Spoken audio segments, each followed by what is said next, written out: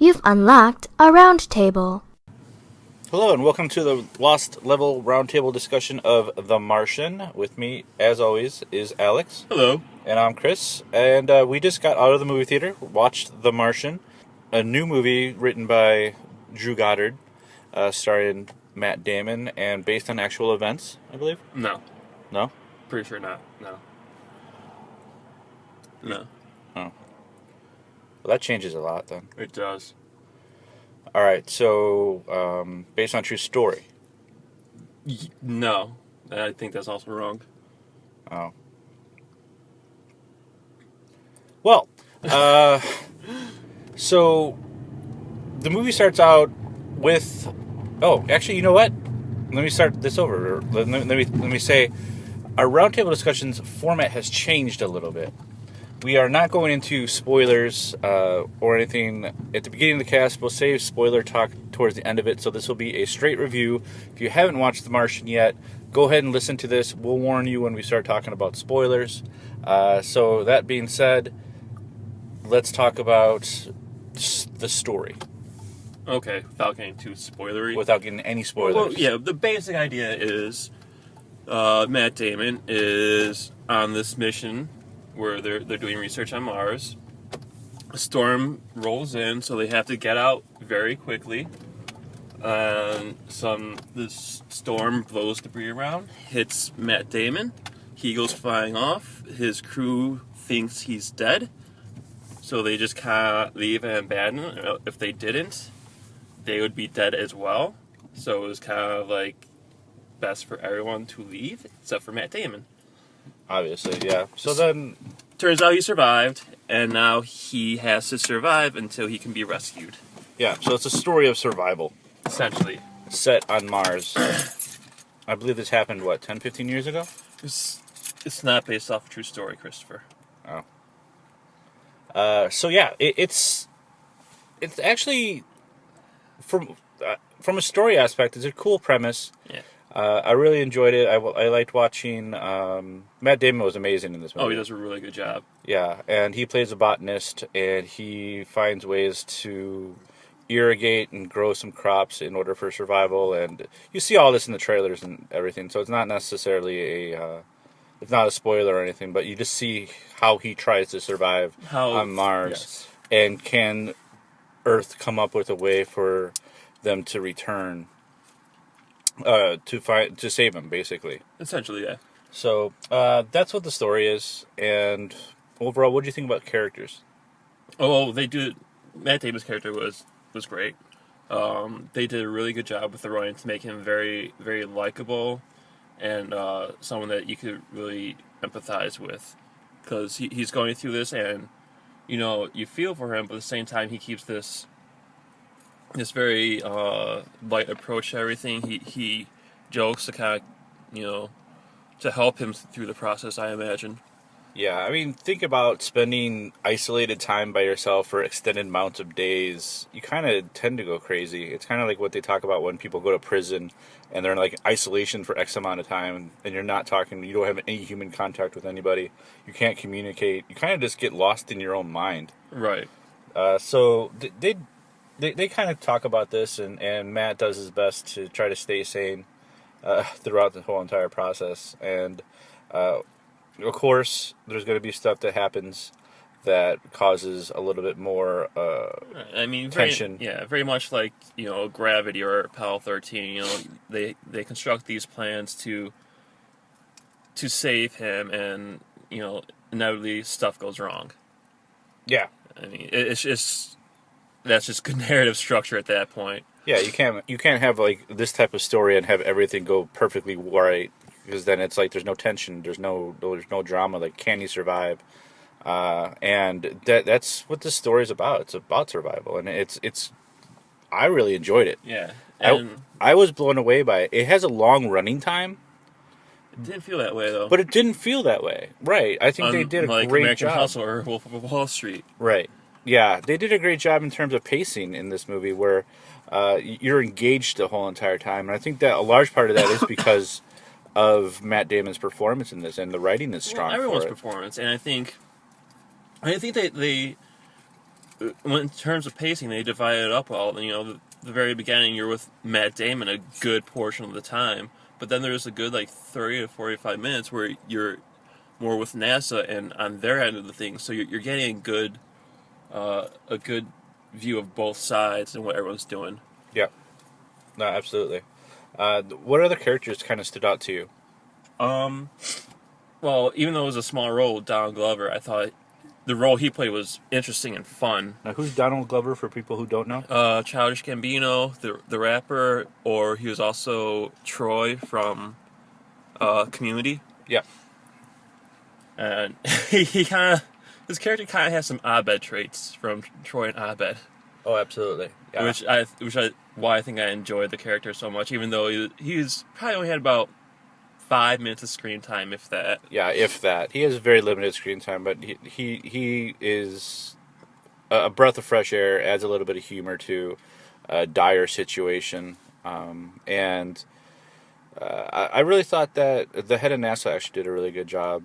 I really like him. He's from Newsroom. Oh, Jeff Bridges. Yeah. Jeff? No. Daniels? Jeff Daniels, yes. Yeah. Really enjoy him. I really think that he has a presence anytime he's in front of a camera, and he really showed that in Newsroom. So he's perfectly cast for this role as the head of NASA, having to make these decisions and just talking to the media. He owns it. Oh, definitely. He has that good, like, kind of bureaucratic persona to him that you expect from someone in charge of NASA.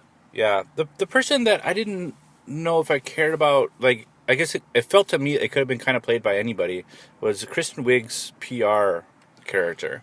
Yeah. I like her, and like I want to right. see her in more things. And more serious roles. Yeah, like I really liked her in the Secret Life of Walter Mitty. I thought she did a really great job in that. You know, obviously Bridesmaids is where she became more famous. Obviously SNL as well. But like, it's nice to see her on the screen, but her character doesn't really do very much. And I'd like to see her maybe doing a different role, and I hope to see her in different roles as we go forward. But her role is kind of just forgettable as the PR director. Yeah, I feel like she is a balance between Jeff Bridges' character and Chiwetel. I can't pronounce his name. We all know that I'm horrible with names. He was also really good. Exactly. But like I said, I feel like she's the balance between those characters. Like, you know, Jeff Bridges is, you know, trying to do his best for the company. Daniels? And yes, Daniels. I'm going to keep making that mistake. Jeff Daniels is trying to do his best for NASA. Chiwetel is trying to do his best for Matt Damon's character. And Kristen Wiig's character is just kind of like, you know, trying to walk the line between them, I felt. So I think that's why made her character so kind of bland. Yeah. I think the other character that we haven't mentioned yet that kind of humanizes the script a little bit is Sean Bean's character. Right. And he's, you know, on the side of humanity. He's just like, you know, you gotta talk to people. You can't just not keep everybody in the dark type of character. He just wants to humanize situations, and that's that's an approach that I would personally try. I felt myself relating to his character. And I liked his character. I thought he really did well against the opposite of head of NASA, and them opposing like different opinions and presenting both sides of the opinions pretty equally. So it made the audience feel like it's believable, and I really enjoyed their interactions with each other. Yeah, you know, it's interesting. You have, you know, these people working for the same company trying to do the same thing, but they're all kind of pulling in different directions for different reasons, and it's really interesting seeing that dynamic amongst all of them. No, absolutely. So what else do you want to touch on? Is there anything that you want to touch on? I thought the way that it looked really well. It was shot very well. Yeah, shot great. I think the CGI and the shots of Mars were great. Looked really good. I felt like I was on Mars. Yeah. Yeah, definitely. It didn't feel like they were out on just some desert with a red tone over everything. Yeah, no, it felt believable. Everything felt believable. Like they took attention to detail to it, and I felt like the science worked. Yeah, everything felt believable. It wasn't like a Star Trek episode. It was like really crazy, ludicrous situation they get out of or something like that. It felt like it was grounded very well. Again, was it based on? Was it real footage? No, Oh, no. I don't think Matt Damon's ever been in space. he got some great shots of the mountains in the background, though. No. No. Oh. Okay. So overall thoughts. Overall, I thought it was a really good movie. Despite the long running time, it kind of flew by, which is, a great compliment because there's a lot of movies that drag, and this did not do that at all. It engaged me. I enjoyed the characters. I laughed quite a bit. I mean, even though it's not like a serious comedy, it's serious comedy. Is that a thing? I don't know. Whatever. Even though it's not a comedy, like it does a good job of keeping the mood light, even though it's in this dire situation. It knows when to give us humor and it knows when to up the tension. Yeah. No. Absolutely. Completely agree with you. For me, for my final thoughts before we get into the spoiler talk. I really enjoyed this flick. I think this is probably one of my favorite movies of this year so far. It paced really well. It was enjoyable from beginning to end, and I never felt like there was lulls in it where I was just like, move on already. It was just really done, really shot really well, paced really well. Like I said, everything written, character performances are all strong. I felt that. I just really enjoyed this movie. So I highly recommend seeing this movie. I think Alex does as well, too. Definitely. So thanks for listening. We'll talk to you guys again soon. And stay tuned if you want to listen to our spoilers. We'll give you a moment here, and then we'll go into spoiler talk. Let's tell people how to contact us. All right, go ahead. All right, well, you can follow me on Twitter. My name there is Alex Sandberg, AlexSanberg, or you can email me directly at the website, alex@lostlevel.com. All right, we have a Twitter page. It's at The Lost Level. We have YouTube as well, so definitely check us out on there. We'll be doing some exclusive content. I did a couple unboxings for some Sideshow collectibles on there, so definitely check out our YouTube page.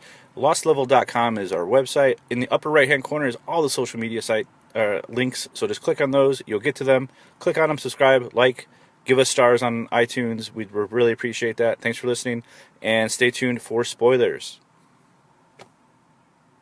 And we're back. Holy shit.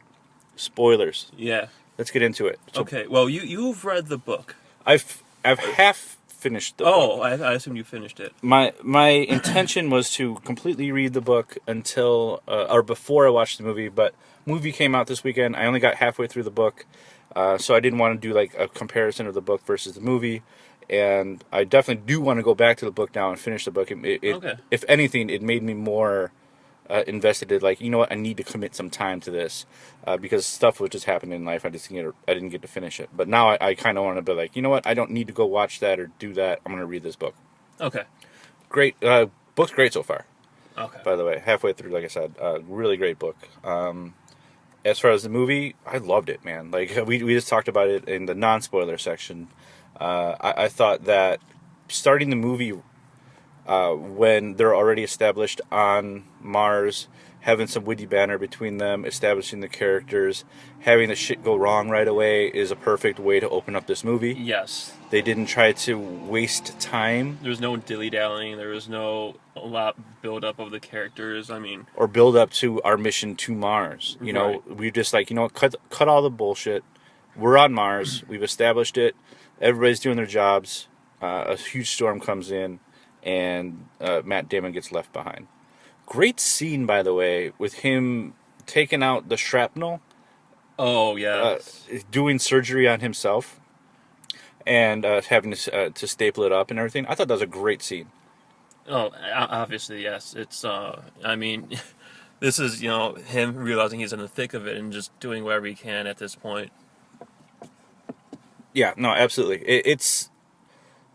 God, I just really enjoyed it. Like, what do you want to touch on now that we can talk about spoilers and talk free? I don't know. Like, there's so much that happens in this movie. That's the thing. Like, what Nash has to go through, trying to cut down on time to do all this production to, hopefully resupply him or whatever. and just how that goes awry. Like that scene, what happens is devastating. Like, Oh, when the rocket blows up? yes, Yeah. like because you know how much man hours these people are putting in, and all the overtime and just the sleepless nights these guys are having to go through to just give this guy some more food, and it just turns sour. Yeah. And it is kind of defeating. You get to that moment, like, and you see Matt Damon defeated once he realizes it's failed. He's just sitting there looking at the horizon, and just like, fuck, man, if I die, this is bad. This is not good. Right. I mean that's probably the lowest point of him during that. I think that's when he felt the most helpless. Yeah, and I thought the way that the movie closed too was really poignant. Where he says, you're gonna run into shit. You just need to suck it up. Yeah. Solve one problem. Solve the next problem. Just eventually, once you solve enough problems, you'll survive. Yeah. So then, like, seeing him go through that type of arc throughout the movie was a great way to end it, I thought, and seeing him willing to do all the hard labor, not just give in and give up. And God, it was I really enjoyed it. Mm-hmm. More often than not, I come into like these movie reviews and it's just like I have so many negative things to say about a movie. It's hard for me to do that on this movie. I really enjoyed it. I thought overall, like, everything was really tight. Yeah, and like even China coming in and trying to and helping, like, that didn't seem ham-fisted or anything like that. It felt very genuine. It's like, because at this point the whole world's invested. You see people in London watching the events unfold, just all across the world. And so, seeing, having China come in and help us with it, it made a lot of sense and really pushed the narrative forward, I thought. Yeah, like from a story aspect, I could totally see that working, and it does work very well. Mm-hmm. Having them come in and say, "All right," but like in a reality sense, I did think about that for a moment when I was watching the movie. Like, I don't think China would do that, because the reason I don't think China would do that is because they're giving. They even said in the movie that they're giving up classified information about rockets that they have. Or divulging information that no one has. So if they don't say anything about that, no one will ever know that they had the capability of helping. So I was looking at that and thinking, I don't think China would give up that type of information, because that's a lot of important information to save one person for the U.S. So from a political standpoint, from a society standpoint, I don't see that actually happening. Okay, but I mean, in the other sense, it's kind of like, hey, China, we owe you a solid at this point. So they have that in their pocket, and it's good PR. Again, Yeah, see, I'm more cloak and dagger of it. Like, you tend to be that way. Yeah, if China can do something, they're not going to tell the U.S. they can do it, and especially to save like a U.S. citizen, they're going to keep their stuff classified until they need to divulge that information. And I just see that happening more often than not, in my opinion. Okay. But for a movie, from a bringing humanity together, it works perfectly. Yeah. So I could see it from a story standpoint. What else is there? I don't really have too much else that I wanted to talk about aside from that. I wanted to talk about the ending. I wanted to talk about the surgery. I really like that. No, I think we touched on a lot of the main topics at this point. Okay, so overall, we really enjoyed this movie. Like, Yeah. As I mentioned, it's really hard for me to nitpick this movie because I enjoyed it so much. It is probably going to be in my top 5 of the year for sure, just because what we have in comparison this year has been kind of weak. A little bit, yeah. But we're coming up to the Decembers, and we have Star Wars yet to see. Yeah. And we have Krampus, or whatever that movie is. Krampus? Whatever. I don't know how I feel about that. I don't know how I feel about it either. There was a trailer before this movie for the first time I saw it. And I was like, what the hell is this? Right. So That's a discussion for a different time. Yeah. So there's definitely time for movies to come out, good movies to come out to save 2015 overall. But there's been a couple good movies so far that we've seen this year. We'll talk about it obviously in our year-end review. But Martian, for me, is definitely one of those movies. Okay. I'm still. I really have to think back about what we've watched this year. I could see it being in the top 5, but there's still plenty of good movies to come out at this point. So I'm not going to make that distinction quite yet. No, fair enough. So, thanks again for listening, and we'll talk to you guys soon. Bye.